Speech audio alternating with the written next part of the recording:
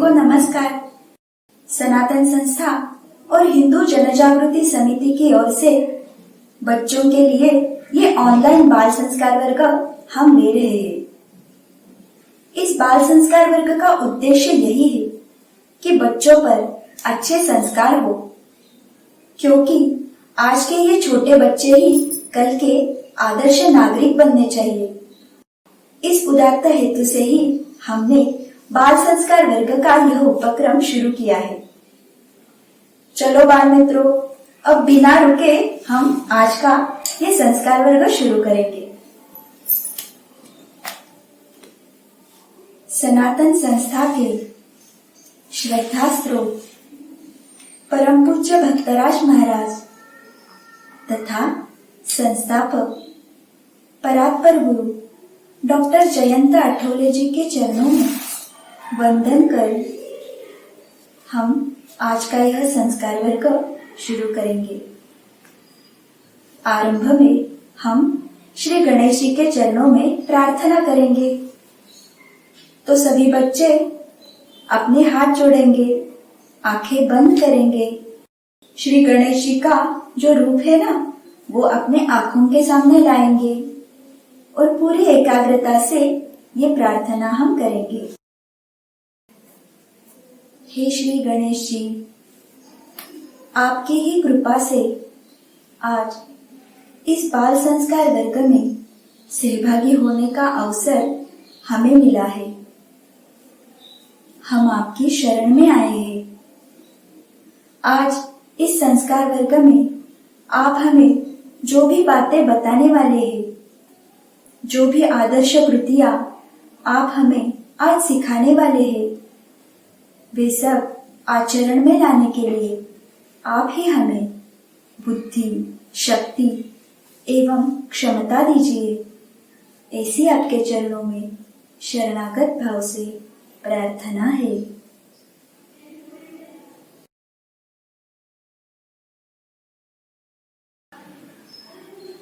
अब आगे क्या करने वाले हैं हम?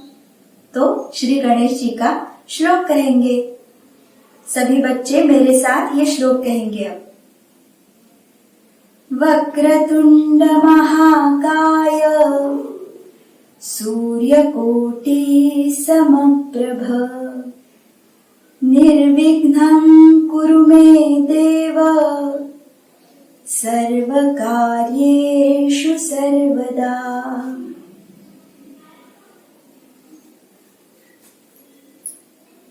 इस श्लोक का अर्थ क्या है?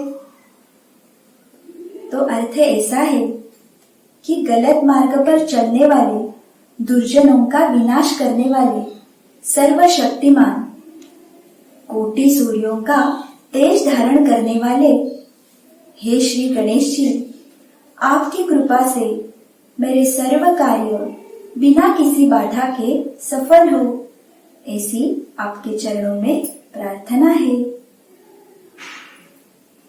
सबको इस श्लोक का ये जो अर्थ है वो भी आप अच्छी तरीके से पता चला होगा। तो बाल मित्रों, ये जो संस्कार वर्ग है वो आप सभी बच्चे बहुत ही मन लगा के देखते हैं और उसके अनुसार आचरण भी आप कर रहे हो, ये हमें पता चल रहा है। और ये सारा केवल भगवान की कृपा के कारण ही हो रहा है। बहुत से बच्चों ने हमें कल भी चैट बॉक्स में उनके अनुभव लिख के भेजे हैं। उन्होंने ये कहा है कि उनको ये बाल संस्कार वर्ग बहुत ही अच्छा लगता है। संस्कार वर्ग कब शुरू होगा इसकी वो राह देखते रहते हैं। कई बच्चे नाम जप करते समय हमारे साथ घर पर भी नाम जप करते हैं। नाम जप करने से उनके मन को शांत लगता है, उनको बहुत अच्छा लगता है। बहुत सारे बच्चों ने लिखा है कि उनको नाम जप करते समय स्वयं श्री गणेश जी आंखों के सामने दिखते हैं। तो ऐसे बहुत ही अच्छे अच्छे अनुभव इन सारे बच्चों को आए हैं। और हमारे संस्कार वर्ग में हम जो आदर्श कृतियां, आदर्श आचरण के बारे में बोलते हैं ना, तो सारे बच्चे उसके अनुसार कृति भी कर रहे हैं। अपने माता पिता की सेवा करना, आज्ञा पालन करना, व्यायाम करना, ये सब उन्होंने शुरू किया है। और आगे जाके कुछ बच्चों ने ऐसा भी लिखा है कि हम संस्कार वर्ग में जो स्तोत्र लेते हैं ना, तो वो स्तोत्र वे घर पर भी हमेशा के लिए पठन करेंगे। तो ऐसे बहुत सारे अनुभव हमको प्राप्त हुए हैं। माता पिताओं ने भी लिखा है कि संस्कार वर्ग के कारण उनके बच्चों के ऊपर बहुत से अच्छे संस्कार हो रहे हैं, उनको बहुत नई नई चीजें सीखने को मिली है। बच्चों, आपको और भी कुछ अनुभव अगर आ रहे हैं ना, तो आप हमें अवश्य बताइए। उसके साथ ही अपने अन्य मित्रों को भी इस संस्कार वर्ग के बारे में अवश्य बताना, और आपका संपर्क क्रमांक वो भी हमें अवश्य देना, ताकि हम आपको संपर्क कर सके। तो बच्चों, कल के संस्कार वर्ग में हमने क्या क्या देखा था, आपको याद है ना? तो अब बिना रुके हम आज की कहानी की ओर जाएंगे। आज की कहानी तो बहुत ही अच्छी है, आप सबको वो जरूर पसंद आएगी। क्योंकि ये कहानी किनकी है? ये कहानी हमारे छत्रपति शिवाजी महाराज की है। तो सारे बच्चे ध्यान देके ये कहानी अब सुनेंगे। तो सभी बच्चों को छत्रपति शिवाजी महाराज तो पता ही होंगे।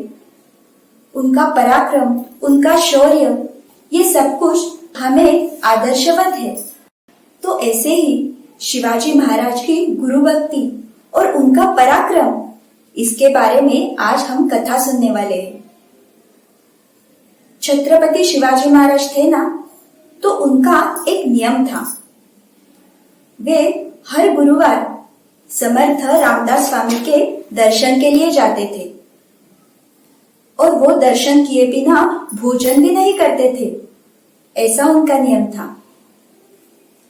तो एक बार ऐसे ही क्या हुआ, वो दर्शन के लिए राजभवन से बाहर निकल ही रहे थे, तभी उन्हें एक वार्ता मिली कि आज समर्थ रामदास स्वामी महाबलेश्वर के जंगल में गए हैं। तब शिवाजी महाराज बोले ठीक है, और फिर वो उन जंगलों की तरफ जाने लगे। शिवाजी महाराज का ये जो नियम था ना, वो उसके लिए कुछ भी करने के लिए तैयार थे, लेकिन वो स्वामी जी का दर्शन करके ही राजभवन में वापस आते थे। तो ऐसे ही उस दिन वे जंगल की ओर गए। उन्होंने दिन भर स्वामी जी को बहुत ढूंढा, सभी जगह देखा। देखते देखते रात हो गई, सूरज ढल गया, अंधेरा छा गया, लेकिन फिर भी स्वामी जी किधर भी उन्हें नहीं मिले। तो शिवाजी महाराज ने उनके सेवकों को मशाल जलाने के लिए बोला, और फिर उसी के प्रकाश में वो स्वामी जी को ढूंढते रहे। वो जो जंगल था ना, वो बहुत ही घना था। इसके कारण क्या हुआ, शिवाजी महाराज और उनके जो सैनिक थे वो एक दूसरे से बिछड़ गए। अब तो महाराज अकेले रह गए, लेकिन फिर भी महाराज स्वामी जी को जंगल के अंदर अंदर जाते जाते ढूंढते ही रह गए थे। बाद में क्या हुआ, वे जंगल में एक गुफा के सामने आ गए। वो जब गुफा के पास गए तो उन्हें ना वहां पे कराहने की आवाज आ रही थी। वो आवाज सुनकर शिवाजी महाराज को वो कुछ तो जानी पहचानी सी लगी। उनके मन को आनंद हुआ और उनको लगा हो ना हो इधर स्वामी जी ही हो और उनकी ही ये आवाज हो। ऐसा सोचकर शिवाजी महाराज गुफा में अंदर गए। तो अंदर जाने के बाद उन्हें वहां पे क्या दिखाई दिया? तो बच्चों, गुफा के अंदर स्वामी जी स्वयं वहां पे लेटे हुए थे और वही बहुत जोर से कराह रहे थे। जब शिवाजी महाराज अंदर गए तो पहले उन्होंने स्वामी जी के चरण स्पर्श करे और उसके बाद विनम्रता से उन्होंने स्वामी जी को पूछा, स्वामी जी आपको क्या कष्ट हो रहा है? तब समर्थ रामदास स्वामी बोले, अरे शिवबा क्या कहूँ, मेरे पेट में बहुत ही दर्द हो रहा है। मुझे नहीं लगता कि मैं अब जीवित रह पाऊंगा। ऐसे बोलने के बाद शिवाजी महाराज बोले, स्वामी जी आप ऐसे क्यों बोल रहे हो? हमारे जैसे लोगों के लिए आपका ही आधार है। अगर आप ही नहीं रहे तो हम क्या करेंगे? आप मुझे सिर्फ एक आज्ञा दो, मैं तुरंत किसी अच्छे वैद्य को बुलाता हूँ और उनकी औषधियां लेकर आप ठीक हो जाएंगे। ये सुनकर फिर स्वामी जी बोले, अरे शिवबा मेरा ये जो रोग है ना, ये बहुत ही कठिन है, बहुत ही दुर्धर है। किसी भी औषधियों से ये अच्छा नहीं हो सकता। ये रोग ठीक करने के लिए केवल एक ही औषधि है और वो है बाघिन का दूध। लेकिन एक बहुत बड़ी समस्या है कि खुद के प्राण संकट में डाल के बाघिन का ये दूध लाएगा कौन? स्वामी जी को इतना चिंतित देख शिवाजी महाराज बोले, स्वामी जी उसमें क्या है, आप मुझे आशीर्वाद दीजिए, मैं जाकर बाघिन का दूध लाता हूँ। ऐसे बोलकर महाराज ने वहां का स्वामी जी का कमंडलू लिया और वे जंगल की ओर जाने लगे। तभी स्वामी जी ने फिर से उनसे कहा, अरे शिवबा तुम ये क्या कर रहे हो? अपने प्राण ऐसे खतरे में नहीं डालना। मेरा क्या है, मैं तो एक जोगी हूँ। मैं अगर मर भी गया ना तो मेरे पीछे रोने वाला कोई नहीं है। परंतु आज हिंदवी स्वराज्य के लिए तुम्हारी बहुत आवश्यकता है, तो इस कार्य के लिए तुम अपने प्राण संकट में मत डालो, मत जाओ शिवबा। ऐसे वो शिवबा को बोल रहे थे। लेकिन महाराज जी पूरे विश्वास के साथ उन्हें कहने लगे, स्वामी जी एक ना एक दिन यह देह छोड़ के तो जाना ही है। अगर आप जैसे सद्गुरुओं की सेवा करते समय मेरे प्राणों का त्याग हो जाए तो मेरा जीवन कृतार्थ हो जाएगा। ऐसा कह के महाराज तुरंत वहां से जंगल की ओर गए। जंगल में वे अंदर अंदर जा रहे थे और बाघिन को ढूंढ रहे थे। तभी उनके सामने बाघ और बाघिन के बच्चे, जिनको शावक भी बोलते हैं, वो उन्होंने देखे। उन्हें देखकर महाराज को विश्वास हुआ कि इधर किधर तो पास में ही बाघिन भी जरूर होगी। तो वे वहां पर ही बैठे रहे और बाघिन की आने की प्रतीक्षा करने लगे। और कुछ ही समय में वहां पे बाघिन आ गई। ये देखकर महाराज को बहुत ही आनंद हुआ। उन्हें लगा कि अब मैं स्वामी जी का जो कार्य है वो पूरा कर पाऊंगा। ऐसा वो सोच ही रहे थे, तब बाघिन ने भी शिवाजी महाराज को देखा और बाघिन भी खुश हो गई, क्योंकि उसे लगा, अरे वाह, आज बिना किसी मेहनत के मेरे भोजन की व्यवस्था हो गई। ऐसा सोचकर वो बाघिन जोर से दौड़ते हुए महाराज के सामने आ गई। लेकिन तब महाराज एकदम शांत थे। उन्होंने विनम्रता पूर्वक उस बाघिन को नमस्कार किया और वे बोले, सुनो, मैं इधर आज आया हूं ना, तो वो उसके पीछे कोई तो कारण है। तुम्हें मुझे खाना है तो जरूर खा जाओ, लेकिन उससे पहले मुझे तुम्हारा थोड़ा दूध चाहिए। मेरे गुरुदेव जी बीमार है और उनकी बीमारी का इलाज सिर्फ और सिर्फ बाघिन का दूध है। इसलिए मैं यहाँ पे आया हूँ। तुम मुझे तुम्हारा थोड़ा दूध दे दो, वो मैं अपने गुरुदेव जी के पास लेके जाता हूँ। फिर वो अच्छे होंगे और बाद में मैं स्वयं यहाँ पे आऊंगा और तुम्हारा आहार बन जाऊंगा। शिवाजी महाराज की ये बातें सुनकर बाघिन की जो क्रूरता थी वो पूरी समाप्त हो गई और वो बाघिन एक गाय के भांति एकदम शांति से खड़ी रह गई। ये देखकर शिवाजी महाराज को भी अच्छा लगा, तो उन्होंने बाघिन का दूध निकाला और वो देने के लिए वो पीछे मुड़ ही रहे थे, तभी वहां पर क्या हुआ, तो वहां पे प्रत्यक्ष समर्थ रामदास स्वामी प्रकट हुए। जय जय रघुवीर समर्थ, ऐसे बोल के उनकी आवाज शिवाजी महाराज को सुनाई दी। तो समर्थ रामदास स्वामी शिवाजी महाराज के पास आए। उन्होंने उनकी पीठ थपथपाई और बहुत ही आनंद से वे बोले, शिवबा तुम धन्य हो, सच में तुम बहुत ही धन्य हो, तुम मेरी परीक्षा में उत्तीर्ण हो गए। ऐसे बोल के उन्होंने शिवाजी महाराज को आशीर्वाद भी दिया। तो बाल मित्रों, ये कथा आपके समझ में आई ना? शिवाजी महाराज कितने महान थे। अपने गुरु की सेवा के लिए उन्होंने खुद के प्राण भी संकट में डाले और अपने गुरुदेव को उन्होंने आनंद दिया। तो ये कथा सुन के आप सबको भी आनंद मिला ना? कितने अच्छे, बहुत ही निराले अनुभव हमको इन सारे कथाओं द्वारा मिल रहे हैं। तो ऐसी ही बहुत सारी कथाएं हैं जिनका हम अभ्यास कर सकते हैं, उनसे हम सीख सकते हैं।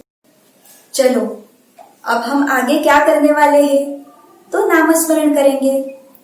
छत्रपति शिवाजी महाराज भी निरंतर जगदम्ब जगदम्ब ऐसा नाम जप करते थे ना, आपको पता है ना?